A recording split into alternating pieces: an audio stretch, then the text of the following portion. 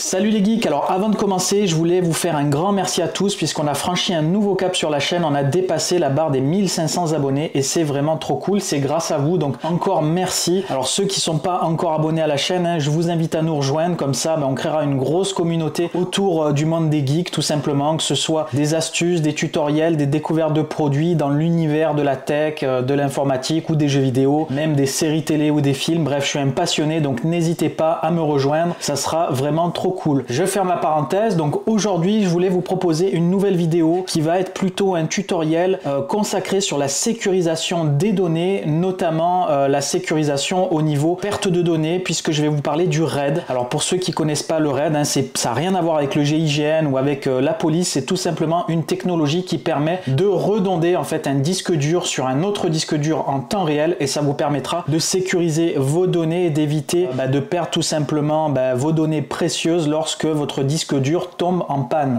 On le répète jamais assez, faites une sauvegarde de vos données, c'est très important. Je pense qu'il y a beaucoup de personnes d'entre vous qui possèdent une sauvegarde externe de vos données, que ce soit sur clé USB, sur un disque dur externe ou même sur une solution de stockage cloud comme par exemple iCloud ou OneDrive tout simplement. Alors ces solutions de stockage c'est très pratique, il faut dans tous les cas les faire puisque ça vous permet d'externaliser votre sauvegarde si jamais par exemple vous perdez votre appareil ou autre, vous avez une copie externe de vos sauvegardes, mais dans certains cas c'est un petit peu problématique. Moi je suis développeur, je travaille sur pas mal de projets et c'est vrai que les données, on a besoin d'avoir l'intégralité des données et si on perd même une journée de travail, c'est pour nous une grande perte. Tout simplement, imaginez par exemple sur un site de vente en ligne, perdre une journée de commande par exemple, c'est une grosse galère et du coup on est obligé de passer par des solutions, des technologies qui permettent d'avoir une réplication des données en temps réel et le RAID en fait partie puisque sur des serveurs qui tournent 24 heures sur 24 effectivement, il est pas rare de voir des disques durs tomber en panne tout simplement assez régulièrement et le fait d'avoir une copie comme ça en miroir en temps réel, ça permet de nous sauver tout simplement de situations très difficiles. Du coup dans cette vidéo on va voir comment installer et configurer du RAID directement sur une distribution Linux. Alors peu importe la distribution que vous utilisez, ça pourrait être du Debian, de l'Ubuntu ou du Fedora, ça fonctionnera de la même manière puisqu'en fait Linux possède un paquet spécifique pour gérer le RAID software et bon c'est un petit peu technique donc c'est pour ça que je voulais vous montrer ça directement depuis un tutoriel assez complet. Alors moi de mon côté je vais utiliser une machine virtuelle sur VMware pour pouvoir simuler cet environnement là, ça sera plus simple pour la prise de vue mais ça sera exactement pareil sur une machine physique, vous aurez exactement les mêmes commandes à passer, ça donnera le même résultat. Il existe d'autres solutions pour bénéficier du RAID, alors notamment des solutions matérielles, alors par le biais par exemple de certaines cartes mères qui le gèrent nativement via des pilotes externes et du coup vous pourrez configurer un RAID sans passer par le système d'exploitation. Il y a également des cartes RAID en PCI Express donc que vous venez plugger directement sur la carte mère et qui s'occupe directement de gérer votre RAID pour vous de manière matérielle. Alors il y a notamment la marque MegaRAID qui est bien connue du milieu professionnel mais c'est des sujets que je vais pas aborder puisque c'est des cartes qui sont assez coûteuses et qui sont vraiment destinées à des usages plutôt spécifiques et qui touchent pas trop le grand public. Il y a également d'autres solutions pour répliquer les données en temps réel pour faire de la redondance directement depuis le réseau. Je vais pas trop en parler également, ça va être des choses qui sont assez techniques et qui sont plutôt destinées à des usages je dirais professionnels donc on en parlera certainement dans d'autres vidéos mais ça sera pas le sujet de celle-ci. Avant de vous montrer les différentes manipulations, on va d'abord faire un premier topo sur la technologie RAID, savoir un petit peu comment ça fonctionne et ensuite on ira voir les prérequis qu'il vous faut pour pouvoir bénéficier de cette technologie et après on rentrera dans le dur en lançant nos différentes commandes pour pouvoir configurer notre RAID. Accrochez-vous, va y en avoir besoin, c'est parti! Pour ceux qui ne connaissent pas la technologie RAID, on va voir un petit peu plus en détail comment ça fonctionne. Ça vous permettra de mieux comprendre ensuite ce que vous ferez directement sur l'ordinateur. Alors pour ceux bien sûr qui connaissent le RAID, vous pouvez passer ce chapitre et aller directement à la pratique. Alors le RAID c'est quoi? C'est tout simplement donc une technologie qui permet d'optimiser le fonctionnement de vos disques durs lorsque vous en avez plusieurs. Ça permet notamment d'améliorer les performances de vos disques durs, de cumuler tout simplement les performances de différents disques durs. Ça permet également également de pouvoir cumuler par exemple le stockage lorsque vous avez 2 disques, donc pouvoir cumuler l'ensemble des stockages et avoir une grosse partition. Ça permet aussi de pouvoir sécuriser vos données via une réplication et une redondance en fait de données quand vous avez par exemple 2 disques qui vont se copier l'un sur l'autre. Et vous pouvez également, lorsque vous avez plus de disques, donc par exemple 3, 4, cumuler ces différentes technologies pour bénéficier de meilleures performances mais également de sécurité accrue. Alors ça, c'est plutôt les personnes qui ont quand même des grosses configs ou des gros besoins qui utilisent ce type de RAID là. Vous n'êtes pas obligé d'utiliser ce type de technologie là. Vous pouvez rester donc sur le RAID le plus je dirais classique. Nous sur cette vidéo on va vraiment se concentrer sur le RAID 1 qui est le RAID en mode miroir, mais il existe donc différents types de RAID. En tout il y en a 5, donc on va voir les différents types qui existent, comme ça vous le saurez et vous pourrez également du coup peut-être l'exploiter aussi de votre côté. Alors le premier type de RAID qui existe donc c'est le RAID 0, donc qui permet en gros de combiner la performance et le stockage de 2 disques. Donc par exemple si vous avez 2 disques de 2 Tera, vous les mettez donc en RAID 0 et donc vous allez cumuler en fait les performances des 2 disques, puisqu'en fait les blocs vont être écrits sur le disque 1 et le disque 2 de manière séparée et parallèle. Donc vous aurez du coup des performances qui vont être doublées. Vous aurez également le stockage des 2 disques qui vont s'additionner, donc vous aurez 4 Tera.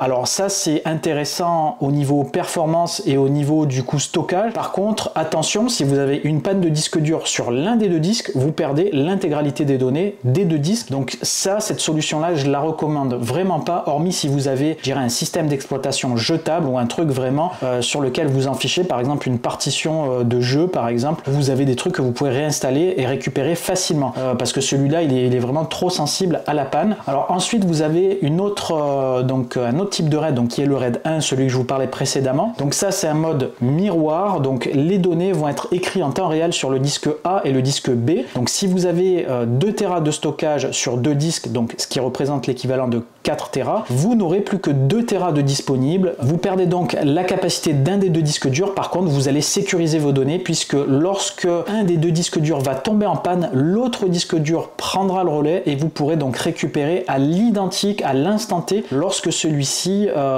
est tombé en panne, et vous pourrez donc ensuite réinjecter, remettre un nouveau disque dur neuf de même capacité donc directement pour effectuer une resynchronisation des données et repartir sur 2 pattes. Ensuite vous avez donc le RAID 5 qui est une amélioration en fait du RAID 1, qui vient parer un petit peu certaines carences, puisqu'il va allier amélioration de performance et également sécurisation des données. Donc là vous avez besoin de minimum 3 disques pour le faire fonctionner, et vous avez une tolérance de panne de un seul disque, c'est-à-dire que si vous avez donc 3 disques dans votre configuration et que vous avez un des 3 disques qui tombe en panne, vous pourrez donc reconstruire correctement vos données sans perdre rien du tout. Par contre si vous avez plus d'un disque qui tombe en panne, là effectivement votre RAID sera totalement en gros non resynchronisable et vous perdrez l'intégralité des données. Alors ce RAID 5 bien sûr vous pouvez avoir plus de disques durs de disponibles, et au niveau de la capacité de stockage, concrètement vous prenez l'ensemble des stockages des 3 disques et vous enlevez en gros un disque pour représenter le stockage. Donc par exemple si vous avez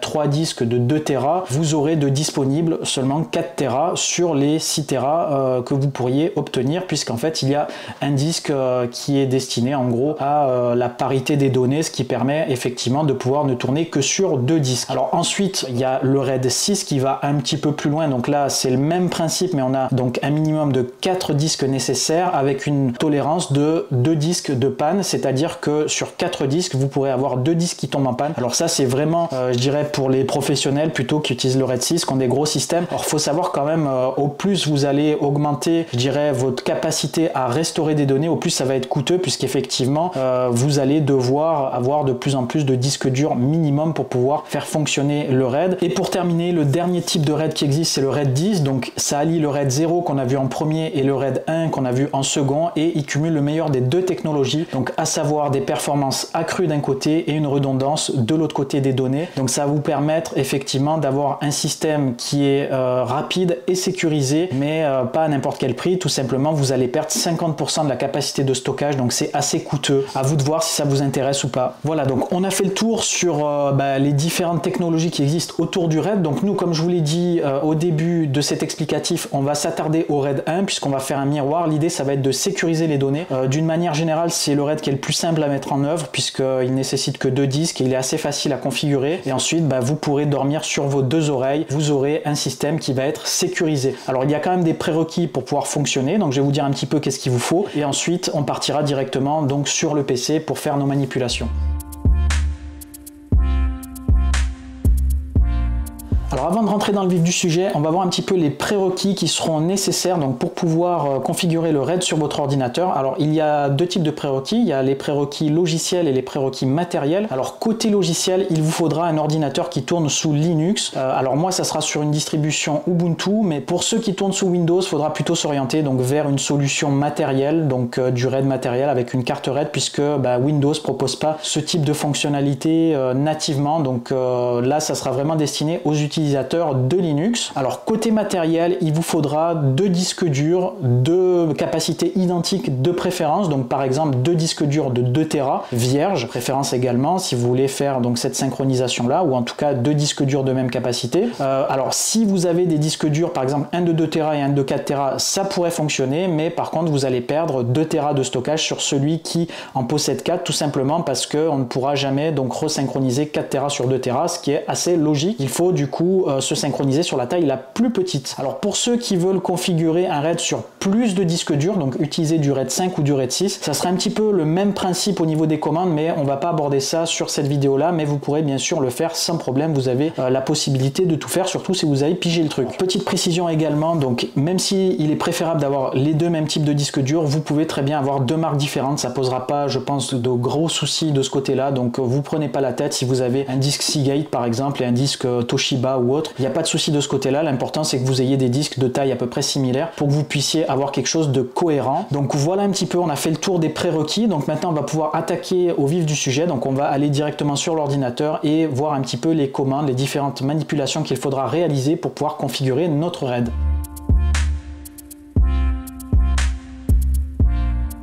Voilà, donc on se retrouve sur mon bureau Linux. Donc il s'agit d'une distribution Ubuntu, c'est la dernière qui vient de sortir, la 23.04. D'ailleurs je ferai probablement peut-être une vidéo sur les nouveautés de cette distribution puisque ça vient tout juste de sortir. Alors là en gros on va faire un petit point au niveau de l'ordinateur pour que vous puissiez un petit peu visualiser donc ce qu'on va faire.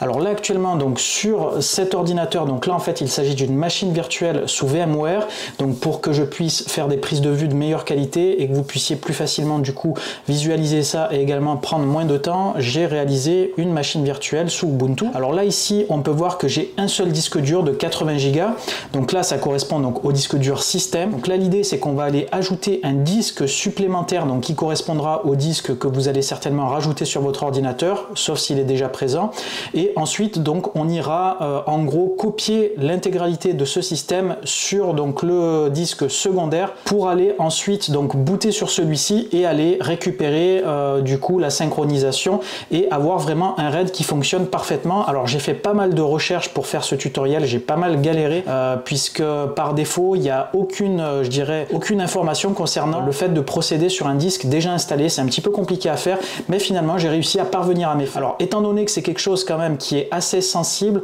la première chose que je vais vous recommander de faire c'est un backup. Donc faites une sauvegarde puisque là on va toucher vraiment au système et s'il y a une erreur ou autre, vous risquez de plus pouvoir booter. Donc très important, faites une sauvegarde, si possible une sauvegarde complète du système pour que vous puissiez retomber sur vos pattes facilement.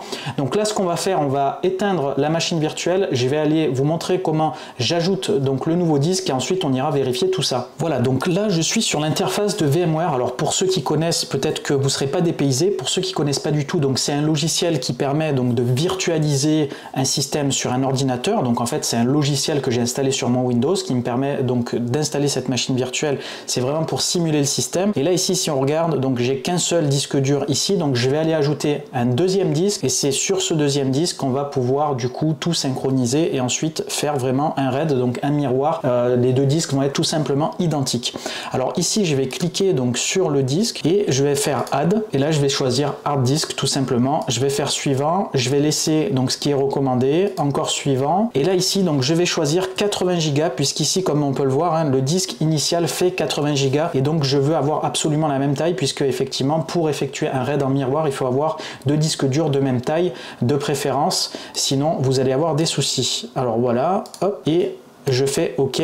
Donc voilà, le disque a été ajouté. Donc le temps de redémarrer la machine et je vous reprends tout de suite. Voilà, donc l'ordinateur est redémarré. Donc si on se rend sur l'explorateur, on peut voir donc qu'il y a toujours un seul disque dur de disponible. C'est tout à fait normal puisque le disque qu'on vient d'ajouter, il est encore vierge. Il n'y a aucune partition à l'intérieur. De toute façon, à terme, il y aura toujours qu'un seul disque de reconnu, puisqu'en fait on va faire un RAID en miroir. Donc l'idée c'est d'avoir qu'un seul disque qui est cloné, et du coup Linux va reconnaître uniquement une seule, je dirais un seul disque. Alors là de votre côté, donc il devrait y avoir exactement la même chose, bien sûr, sauf si vous avez d'autres disques durs supplémentaires. Alors pour aller vérifier s'il est correctement reconnu au niveau du système, on va aller sur le terminal et on va lancer une commande qui va nous permettre de vérifier quand même si le disque il est bien présent, bien détecté, sinon on ne pourra pas faire nos opérations suivantes. Donc on va faire un sudo fdisk -L, donc ça c'est ce qui permet de lister les disques présents sur l'ordinateur. Donc là moi je suis sur une machine virtuelle, donc effectivement il y a plein de trucs supplémentaires qui nous intéressent pas. Nous, ce qui va nous intéresser, ça va être ici. Donc ici on peut retrouver donc le disque principal qui est le disque dev SDA de 80 Go, donc c'est le fameux disque système que je vous ai montré dans l'explorateur. Et là ici, donc si on regarde ici, on a un dev SDB de 80 Go et c'est celui-ci que je viens de rajouter, donc il est correctement reconnu au niveau de Linux tout simplement. Donc de votre côté, si vous avez ajouté votre disque, vous devriez avoir un nouveau disque comme ça, vierge, qui est reconnu au niveau du système. Alors ici, si on regarde un peu plus en détail, on peut voir que le SDA en fait a trois partitions et notamment des partitions système, alors que le disque B n'a aucune partition, et c'est ça qu'on va essayer de faire, c'est-à-dire aller dupliquer les partitions du disque A vers le disque B avec un type de partition bien spécifique. Donc ça va nécessiter quand même pas mal d'opérations. Alors du coup j'en profite, vu que c'est quand même des manipulations assez sensibles, je vous recommande vivement de faire un backup, puisque il y a de fortes chances que vous puissiez, si vous faites une erreur de manipulation, tout simplement casser votre système, puisque là on va vraiment faire des modifications importantes. Alors de mon côté, j'ai pas mal galéré pour arriver aux bonnes commandes et aux bons réglages pour que vous puissiez ne pas avoir de soucis. Donc de mon côté, si vous reproduisez exactement donc les commandes que je vous montre, vous devriez réussir à arriver à vos fins. Mais dans tous les cas, c'est toujours plus prudent de faire un backup, que si on a un problème, effectivement, on puisse revenir en arrière.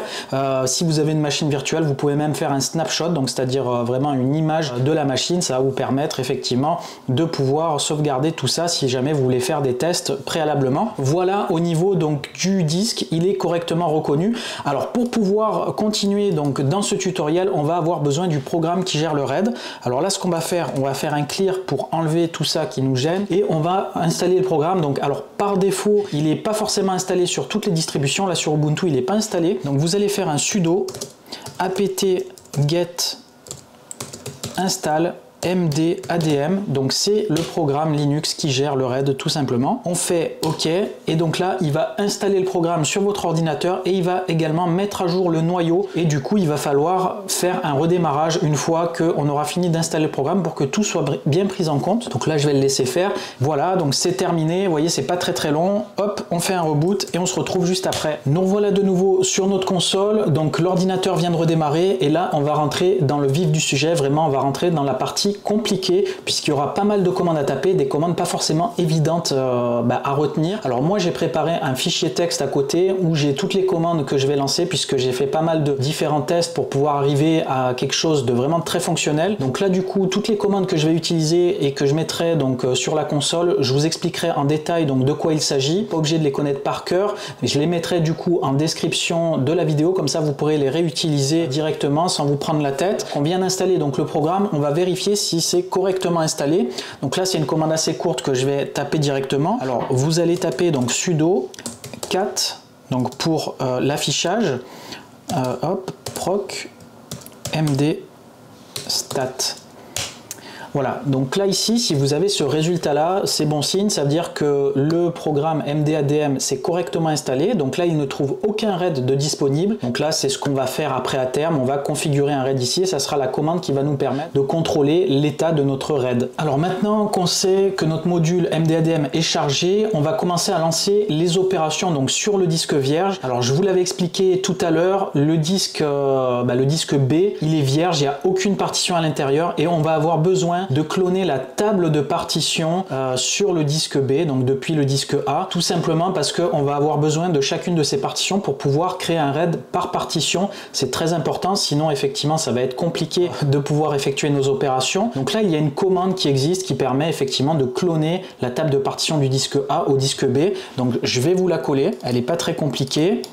Donc là, en gros, hein, au niveau donc de la commande, on va utiliser l'application SFDisk qui va donc utiliser le disque source SDA et qui va tout simplement utiliser donc le SDB en destination. Donc là, il va falloir remplacer les lettres qui vont bien par celui de votre système. Si par exemple vous aviez SDC et SDD, il faudra bien sûr modifier ça, sinon ça va pas fonctionner. Sachant que donc la première partie, celle-ci, donc c'est le disque source et ici c'est le disque de destination. Donc on va faire entrer et là ici donc on peut voir que les tables de partition, tout à l'heure il était vierge hein, le disque, et là on peut voir qu'il a bien créé les tables de partition. Alors attention, c'est pas un clonage là qui s'est passé, c'est uniquement les tables de partition vierges, c'est-à-dire qu'il a juste créé vraiment la même structure au niveau des partitions. Donc là ici, moi au niveau du système, j'ai donc 3 partitions qui a été récupérées. Alors celle-ci, elle va pas m'intéresser, elle fait 1 méga et ça fonctionne pas d'après mes tests, elle est vraiment trop petite, elle est pas utile au niveau de mon système. Les deux qui vont être importantes pour moi à cloner, c'est la partition EFI, donc qui permet de faire fonctionner le système de boot, et le système de fichiers avec donc tous les fichiers. Donc c'est ces deux partitions là sur lesquelles on va agir à présent. Donc là, une fois qu'on a créé ça, on va devoir modifier les types de partitions de ces deux partitions là pour les transformer en système de fichiers RAID Linux, sinon le RAID ne sera pas correctement géré au niveau de votre système. Donc là, ce qu'on va faire, on va utiliser la commande suivante. Donc on va faire sudo fdisk et là cette fois-ci on va se placer sur SDB. On va faire entrer et donc là ici on se retrouve donc sur l'utilitaire fdisk où on peut faire des opérations sur le disque dur. Donc là ici si on fait M, on a les aides disponibles pour savoir quelles sont les possibilités qui s'offrent à nous. Nous, ce qui va nous intéresser, c'est cette partie là. On va modifier le type de partition. Donc on va saisir la lettre T, on va faire entrer. Là ici on retrouve mes 3 partitions, donc la 1, 2, 3. Si on remonte un petit peu ici, donc c'est ma 1, 2, 3. Donc on a dit que la 1, on ne voulait pas l'utiliser. On va donc agir que sur la 2 et la 3. Donc ici, je vais saisir la numéro 2. Et donc là, on va lister le type de partition avec la lettre L majuscule qu'on veut utiliser. Et là ici, donc si on descend un petit peu, on va avoir donc la référence du Linux RAID qui est le numéro 42. Donc on va appuyer sur la lettre Q donc pour lever cet affichage et on va taper donc 42 et on va faire entrer. Maintenant on va refaire la lettre T pour agir sur la 3e partition. Donc 3, on remet 42 maintenant qu'on le sait, on fait entrer. Donc là on a modifié les 2 partitions et pour valider, pour définitivement enregistrer ce qu'on vient de faire, on va taper sur W. Et ça va agir sur le disque. Voilà, donc on vient de faire les modifications. Et maintenant, si on fait un sudo fdisk-l et qu'on recontrôle nos partitions,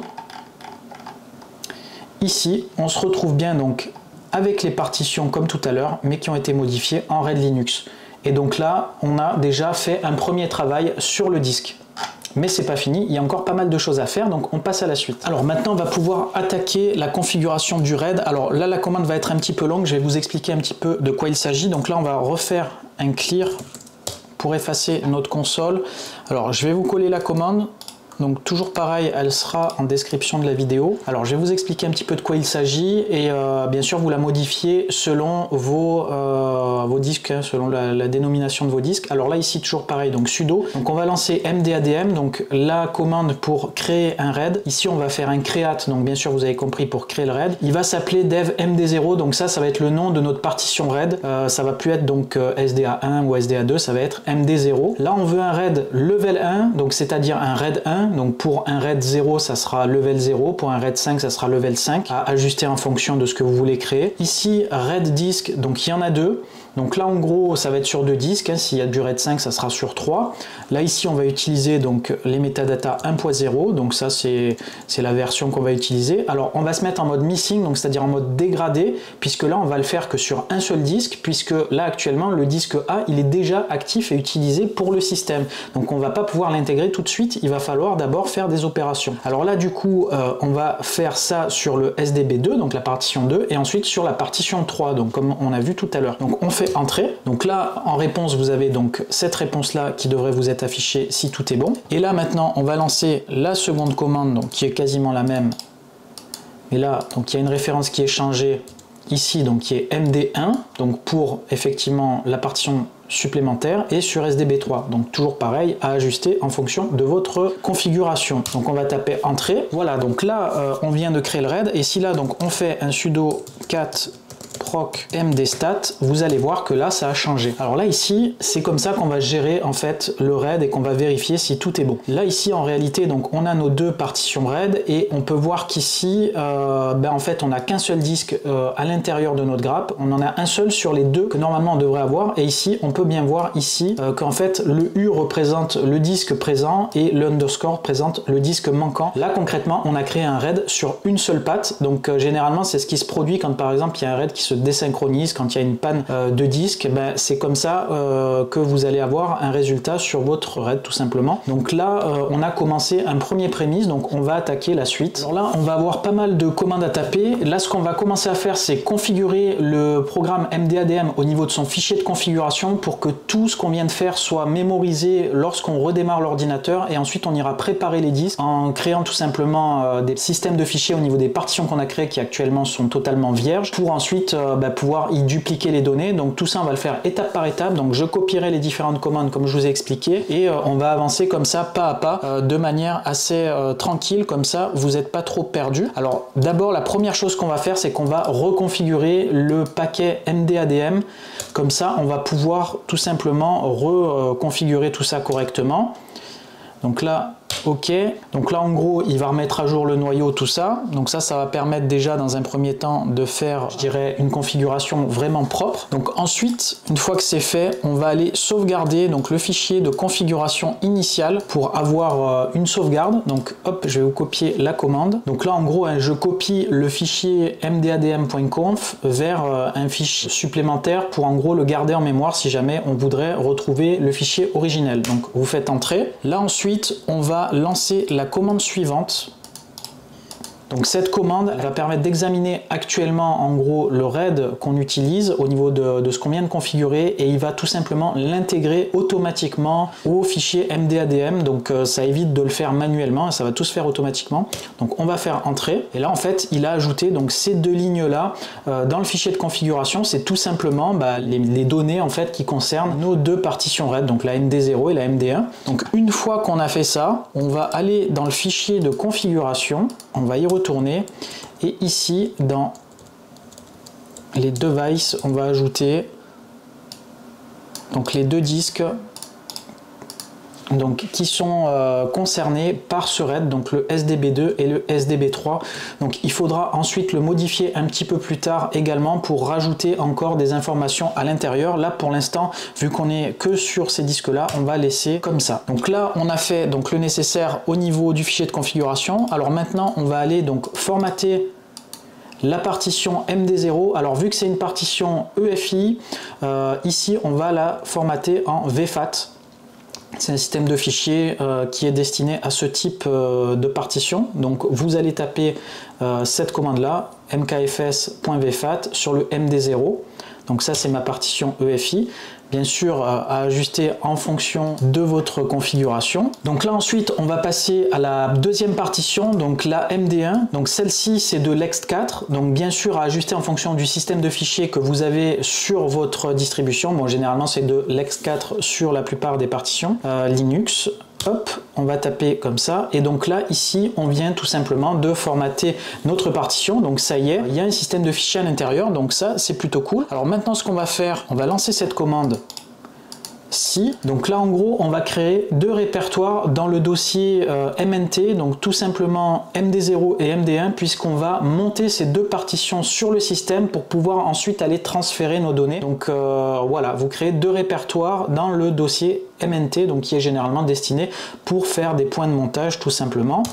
Donc vous lancez cette commande là, alors là ça va créer directement les deux répertoires, et ensuite on va monter donc les deux partitions respectivement sur chacun des répertoires. Donc moi le MD0 donc sur MNT MD0 et le MD1 sur MD1. Donc ça c'est la commande pour aller monter donc les partitions vierges donc sur ces dossiers là. Donc on va faire entrée. Voilà, donc là on a créé 2 points de montage donc sur les dossiers MNT, MD0 et MD1. Donc là l'idée ça va être de pouvoir copier le système, donc comme je vous ai dit, à l'intérieur de ces répertoires. Alors avant, ce qu'on va faire, on va modifier donc le fichier fstab. Donc c'est le fichier qui permet de gérer tout simplement le montage des partitions au démarrage. Donc là je vais déjà le sauvegarder au cas où, et là ici donc on va modifier hop en faisant un sudo nano fstab. Donc c'est le dossier où à l'intérieur il y a les partitions, et là ici en fait vous avez ici un UID qui correspond en fait à un disque physique, et ça on va le modifier parce que ça tout simplement c'est le disque qui est sur le SDA. Donc là ici on va modifier ça et on va faire dev md ici 01, c'est le disque 1 celui-ci, et celui-ci c'est le md0. Voilà, donc tout simplement, ça c'est le VFAT qu'on a vu tout à l'heure, et ça c'est le X4. Donc là, je vais enregistrer. Alors surtout ne pas redémarrer l'ordinateur à ce stade-là, parce que si vous le redémarrez, il ne pourra pas redémarrer correctement, puisqu'en fait on vient de modifier le fichier fstab. Donc c'est important de ne pas le faire tout de suite. Donc là ici, on va recharger tout simplement avec cette commande le cache en fait de ce qui est enregistré au niveau du système de contrôle. Hop. Ensuite, on va aller modifier ici. Donc au niveau du fichier de démarrage grub, on va désactiver ici les UUID, donc ce que je viens de supprimer pour qu'il n'utilise pas en fait tout simplement les UUID des disques durs, mais qu'il utilise tout simplement la dénomination avec la partition. Ça évitera effectivement d'avoir des problèmes à ce niveau-là, puisque c'est ça que j'avais eu des difficultés. À chaque fois, il retrouvait le mauvais ID et ça bootait pas correctement, et j'ai pu trouver cette parade-là effectivement. Donc là ensuite, on va mettre à jour grub, donc qui est le système de boot, donc sudo update grub. On va taper entrée, donc là ça va mettre à jour le noyau, tout ce qu'il faut, et ensuite on va reconfigurer grub, hop, pour installer le système de démarrage également sur le SDB, puisque on vient d'ajouter un autre disque. Donc là on va le laisser travailler tranquillement et on va passer à la suite. Alors maintenant il est temps de s'attaquer à la copie des données, donc la duplication du disque A vers le disque B, puisque là tout est prêt maintenant. Alors je vais vous coller la commande, elle est un petit peu longue, ça sera ajusté bien sûr en fonction de votre système. Alors là on va utiliser AirSync. Alors pourquoi? Tout simplement parce que ça permet de pouvoir le relancer après sans avoir à tout recopier. Il va tout simplement garder que les différences au niveau de la copie. Alors vous allez utiliser ces options là pour que tout se passe correctement. Là on va exclure 3 répertoires qu'il ne faut pas copier, puisque sinon vous aurez des problèmes. Donc là ici on va ne pas copier le dossier proc, donc pour tout ce qui est process, donc le dossier 6 et le dossier temp, et on va copier donc ici tout simplement toute la partition route principale sur MNT MD1 pour ma part. Alors vous à ajuster en fonction de votre usage. On tape entrée et on va le laisser faire tranquillement. Donc une fois qu'il aura fini de copier, je vous reprendrai et on fera l'autre partition. Voilà, transfert terminé, donc on passe à la partition suivante. Donc hop, je colle donc ma commande. Donc là ici c'est une partition donc qui est à cet endroit là, donc boot EFI. Donc moi c'est ça que je dois synchroniser. Si c'est une autre type de données, vous faites en fonction effectivement de votre système, toujours pareil. Voilà, donc ça c'est très rapide. Donc maintenant qu'on a fait ça, on va faire une opération un petit peu spécifique, c'est qu'on va aller se connecter à l'intérieur donc de la partition qu'on vient de copier. On va simuler en fait de se connecter depuis le système qu'on vient de cloner pour pouvoir lancer quelques commandes. Donc c'est un petit peu spécifique ça et un petit peu technique, mais vous verrez avec les commandes qui vont bien, ça va le faire. Donc là je copie quelques commandes, donc ça je vous les mettrai en description. Je vais pas rentrer dans les détails parce que c'est un petit peu compliqué à vous expliquer, mais en gros on va donc simuler tout simplement le système pour pouvoir se mettre à l'intérieur avec la commande chroot. Donc là ici je vais lancer donc la commande chroot md1 et en fait en gros on a ici tout simplement simulé ces partitions là, qu'on soit dans un système vraiment emprisonné et qui fonctionne. Et là du coup maintenant que je suis dans donc le disque dur secondaire sur lequel on a copié les données, on va aller mettre à jour ici les informations de boot tout simplement. Donc on va le laisser faire tranquillement et maintenant on met à jour grub. Donc là il y a des informations qui ressortent, c'est tout à fait normal. Donc maintenant on va pouvoir quitter avec exit et on va continuer avec la suite des commandes. Alors là on va attaquer une partie qui est sensible, donc c'est là où j'ai eu pas mal de difficultés effectivement pour après comprendre pourquoi, parce qu'en fait Ubuntu gérait un petit peu différemment les choses. Alors je vais vous montrer un petit peu la problématique.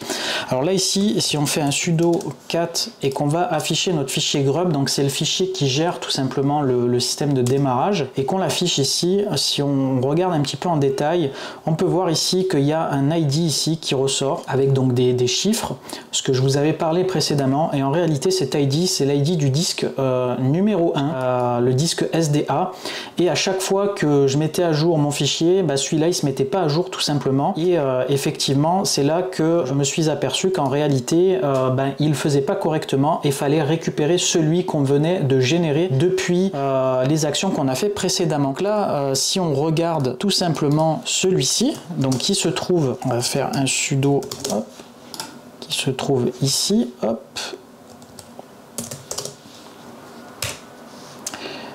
on peut voir ici qu'on a un autre ID. Tout simplement cet ID c'est l'ID de notre partition RAID, et finalement c'est celle-là qu'il faut utiliser pour le boot et pas celle du SDA, sinon vous allez tout le temps être sur le disque principal et vous n'aurez pas un RAID qui fonctionne correctement. Donc là pour pouvoir pallier à cette problématique là, on va déjà dans un premier temps, au cas où, sauvegarder donc le fichier grub dans un fichier grub.back, au cas où si jamais on voudrait le restaurer. Donc on va ne pas oublier d'utiliser sudo avant, hop, tac, je vais le rajouter donc sur mon fichier également texte, c'est un petit oubli, et là on va aller du coup écraser notre fichier de boot grub sur la partition principale. Et donc là si on fait un sudo cat boot grub et le grub.cfg, hop, ici on retrouve bien donc celui qu'on vient de copier, donc ça c'est bien passé. Donc maintenant il nous reste à redémarrer, donc si l'ordinateur redémarre correctement, donc on aura déjà réussi un premier travail, et ensuite il va rester la resynchronisation du disque principal avec les données du disque secondaire qu'on vient de créer, et à le réimplémenter dans le RAID tout simplement pour avoir un RAID sur deux pattes, puisque là actuellement on est un petit peu boiteux. Voilà, de mon côté tout a redémarré correctement, donc ça veut dire que les opérations que j'ai réalisées se sont réalisées avec succès. Alors on va contrôler si on est bien sur le disque B, du coup sur le disque secondaire, et qu'on n'est pas resté sur le A, parce que sinon effectivement ça voudra dire que ça n'a pas fonctionné correctement. Donc on va faire un sudo df-h, on va taper donc le mot de passe, et ici formidable, ça a fonctionné, on est bien maintenant sur le dev MD1, donc on est bien sur la partition RAID, et ici sur le dev MD0. donc maintenant il nous reste la suite des opérations, reconstruire notre RAID sur le disque principal, le disque A, et tout effacé du coup. Donc on va attaquer cette étape là. Alors maintenant on va s'attaquer donc au disque A. Alors ce qu'on va faire, on va faire un premier contrôle avec l'utilitaire fdisk pour visualiser un petit peu ce qu'on vient de faire. Donc on va faire un sudo fdisk-l, on va voir un petit peu ce qu'il y a encore à faire. Donc là ici si on liste nos partitions et nos disques, donc on se retrouve toujours donc avec nos deux disques. Alors à présent ici donc on est sur le disque SDB au niveau donc du système actuellement, il a booté sur ce disque là, et là ici on est donc sur notre disque premier là ici au niveau de l'affichage, et là comme on peut le voir on est toujours avec donc les systèmes de fichiers ici, et ça va pas du tout, il faut qu'on soit en RAID Linux. Donc on va aller modifier ça pour avoir la même chose que sur le disque qu'on a créé, comme ça on aura ces disques qui seront prêts à être intégrés dans le RAID, et ensuite on n'aura plus qu'à modifier quelques fichiers de configuration pour rajouter ce disque, et là on sera vraiment totalement ok. Donc on va attaquer ça tout de suite. Alors on va faire un clear hop pour nettoyer tout ça. Donc là vous vous souvenez tout à l'heure c'était la commande sudo fdisk, et là on va faire un dev sda. Et là, tout à l'heure, donc on avait utilisé la commande T, on avait utilisé donc la partition numéro 2, et on avait utilisé donc 42 au niveau de la valeur pour passer en RAID Linux. On va faire entrée, on va refaire un T, on va faire 3, 42, et voilà, on fait W, on enregistre, et là on a modifié donc notre partition au niveau du disque A. On va contrôler avec la commande de tout à l'heure, on remonte, et là vous voyez, là on a du RAID Linux de partout, donc ça c'est plutôt une bonne nouvelle. Donc maintenant ce qu'on va faire, on va refaire un clear comme ça, et on va aller ajouter donc le disque SDA à notre grappe RAID. Donc on va ajouter pour commencer donc le MD1, on va faire coller, tac. Donc là, je viens d'ajouter donc la partition tout simplement sur le RAID. Donc là, on va faire un cat proc, hop, faut pas oublier le sudo, mdstat. Et là ici, vous pouvez voir qu'ici, la synchronisation est en cours. Donc on est en train de resynchroniser le disque B sur le disque A. Et donc là ici, une fois que ça sera terminé, on devrait avoir donc 2 sur 2 et on aura 2 petits U. Et on sera sur un RAID qui ne sera plus dégradé et ça sera plutôt cool puisque c'est exactement ce qu'on souhaite faire. Et ensuite, on fera la même chose sur le deuxième qui sera beaucoup plus rapide puisque c'est une toute petite partition. Donc je vais le laisser travailler. Ça va prendre quand même quelques temps parce que ça prend un petit peu de temps de faire une resynchronisation. Si vous avez un gros disque avec plusieurs téras, ça pourra prendre plusieurs heures. Donc soyez patient et attendez vraiment que ça termine avant de redémarrer ou de faire quoi que ce soit, sinon à chaque fois ça va recommencer. Donc voilà, faites vraiment les choses avec patience. Voilà, donc la partition numéro 1 là, elle est synchronisée. Donc vous voyez ici, on a bien le 2 sur 2 et 2 U, donc correspond aux 2 disques. Donc là, c'est très bien. Donc on va maintenant faire la même chose pour l'autre partition. Donc je vais coller la commande donc ici pour ajouter donc un nouveau disque sur la grappe RAID. Donc je vous la mettrai pareil en description. Je tape entrée et donc là ça devrait aller très vite. Voilà, hop, déjà 76%. Voilà, donc là le RAID il est synchronisé correctement. Donc il nous reste encore 2 petites manipulations à faire. On va aller remettre à jour notre fichier de configuration MDADM puisqu'ici il manque 2 disques maintenant, puisque effectivement enfin 2 partitions, puisqu'on avait les 2 précédentes. On va ajouter donc les partitions SDA2 et SDA3. Voilà, puisque c'est celle-ci qu'on vient donc de modifier. Et ensuite on va mettre à jour donc le système de démarrage, le système de boot, pour qu'il prenne en compte toutes les informations qu'on vient de modifier. Donc avec donc cette commande là, update initframe fs-u, donc pour mettre à jour donc le système de démarrage, et ensuite on mettra à jour également le grub avec la commande update grub, et on ira quand même contrôler avant de redémarrer que tout s'est bien passé. Hop, voilà, donc je vais faire un sudo donc nano etc grub et grub.cfg.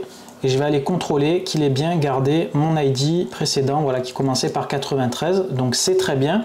Alors si vous voulez faire une vérification supplémentaire pour être sûr que c'est bien la bonne partition, ici, ce chiffre-là, vous avez une technique, vous faites un ls dev, on va faire un sudo d'abord, sudo ls dev disk et by uuid. Et là ici on a la liste en fait tout simplement, on va faire un ls-la et ici en fait on a la correspondance en fait des chiffres, et ici on voit bien que ce chiffre là, le 93 quelque chose, c'est ma partition MD1 ici, donc on est bon. Donc maintenant il nous reste plus qu'à redémarrer et voir si tout est bon. Voilà, je viens de redémarrer, donc du coup ça fonctionne parfaitement. On va quand même contrôler si le RAID est en ordre, donc on va faire un sudo cat proc mdstat, vous avez l'habitude maintenant, votre mot de passe, et voilà, donc le RAID est bien synchronisé, donc c'est super. On vient de réussir à faire donc une configuration RAID sur un système existant. Voilà, c'était pas simple, vous voyez, c'est plutôt compliqué à mettre en place, mais si on suit étape par étape, on peut y arriver. Alors cette vidéo c'est une première partie, j'aimerais vous proposer donc une autre vidéo sur ce thème là. Ça va être tout simplement pour resynchroniser un disque quand celui-ci est en panne. Je pense que ça pourrait vous sauver de situations très compliquées. Donc on verra ça certainement dans une autre partie, dans une prochaine vidéo. Donc je vais vous laisser sur la conclusion maintenant. Voilà, on en a terminé pour ce tutoriel. Alors j'espère que je vous ai pas perdu avant la fin. Alors je sais que c'est quelque chose d'un petit peu technique quand même, mais je pense que si vous avez suivi les étapes de A à Z, vous devriez pouvoir y arriver. Donc dans tous les cas, comme d'habitude, sur pas mal de vidéos également, n'hésitez pas à poster en commentaire si vous avez des difficultés. Je pourrais essayer de vous aider, on pourrait essayer de trouver des solutions ensemble, ou peut-être que d'autres personnes tout simplement auront des idées également pour vous aider. Voilà, c'est ça qui est plutôt cool. Donc plus on est nombreux et plus on va pouvoir interagir comme ça entre nous sur les différentes vidéos. D'ailleurs j'en profite, si vous n'êtes pas abonné, n'hésitez pas à vous abonner, puisque comme ça on créera une grosse communauté autour de cet univers là, cet univers de geek. C'est ce que je souhaite réaliser. Donc plus on est nombreux et plus on va pouvoir s'entraider et partager nos passions. Également, si vous avez aimé cette vidéo, si elle vous a été utile, ou tout simplement si vous voulez soutenir la chaîne, n'hésitez pas à mettre un max de likes sur la vidéo, ça me fera énormément plaisir. Avant de vous laisser, je voulais vous parler un petit peu des projets en cours sur la chaîne et sur le site internet. Alors il y a pas mal de trucs en préparation, il y a également des trucs en maturation là-dedans. Alors au niveau de la chaîne, donc je voulais vous proposer une série de vidéos donc, qui va parler de la sécurité informatique et plus particulièrement de la sécurisation des données, protéger ces données d'éventuels piratages ou autres. Je pense que c'est aujourd'hui un point important et qu'on néglige très souvent avec le nombre d'appareils connectés qu'on a. Je pense que c'est important de bien se protéger. Alors également, je voulais vous parler donc de cinéma, notamment de Blu-ray, puisque ceux qui ont peut-être vu en short, donc j'ai acheté pas mal de Blu-ray, des éditions Steelbook ou autres, je suis un grand fan et du coup je vais probablement vous proposer un peu plus de contenu de ce type là. Je parlerai également certainement donc de gaming, puisque vu que j'ai quand même des moments de phase de jeu, j'aimerais partager avec vous mes expériences sur différents jeux par exemple que j'ai pu jouer, notamment Diablo 4 par exemple, qui va pas tarder à sortir. Alors au niveau du site internet, donc j'ai implémenté des nouvelles fonctionnalités donc pour vous simplifier l'inscription. Ça vous permettra par exemple de participer plus rapidement au forum pour ceux qui ne sont pas inscrits, donc avec les inscriptions avec Facebook et avec Google. Donc en un clic vous inscrivez, en gros vous vous prenez pas la tête. Donc ça, l'idée c'est de pouvoir gagner du temps de votre côté et de pas avoir à saisir login, mot de passe ou autre, vous vous connectez directement. Alors au niveau du site internet, j'aimerais constituer une base de données de logiciels et de films, un truc assez costaud pour qu'on puisse ensuite retrouver toutes les informations concernant nos films préférés ou nos séries préférées, que ce soit par exemple des éditions collector, des actualités sur ce film ou ces séries, bref, vraiment constituer un gros travail au niveau du contenu. Donc ça va me demander pas mal de temps, donc je sais pas encore comment je vais réaliser ça, mais c'est le genre de truc justement qui est en maturation dans ma tête. Également, j'aimerais vous proposer donc des tests écrits, par exemple sur des jeux vidéo ou sur des choses que j'aurais pu essayer, mais pas le faire comme la plupart des sites donc qui testent des trucs très rapidement et qui ensuite pondent quelque chose d'assez sommaire. J'aimerais proposer des tests sur des expériences un petit peu plus longues. Par exemple, j'ai pas mal joué à DBZ Kakarot, je sais qu'il y a eu pas mal de tests sur le jeu, mais j'y ai joué quand même beaucoup d'heures, j'ai passé pas mal de temps, j'ai pris le temps vraiment d'apprécier le jeu et autres, comme ça je pourrais vous en parler de manière un peu plus détaillée. Je pense qu'il y a des fois certains testeurs qui testent les jeux 1 ou 2 heures et après qui pondent un test et c'est pas forcément très concluant. Bref, tout ça il faut du temps et du coup c'est également ça qu'il va falloir que je trouve donc du temps. Donc je vais pas trop traîner sur cette conclusion. Alors vous pouvez également me retrouver donc sur les réseaux sociaux, donc je suis très actif sur Twitter, vous me retrouverez également donc sur Instagram et sur TikTok où je propose des contenus un petit peu différents et bien sûr sur le site internet, vous le savez maintenant. Donc voilà, sur ce je vais vous laisser, je vous dis à très bientôt et à ciao les geeks.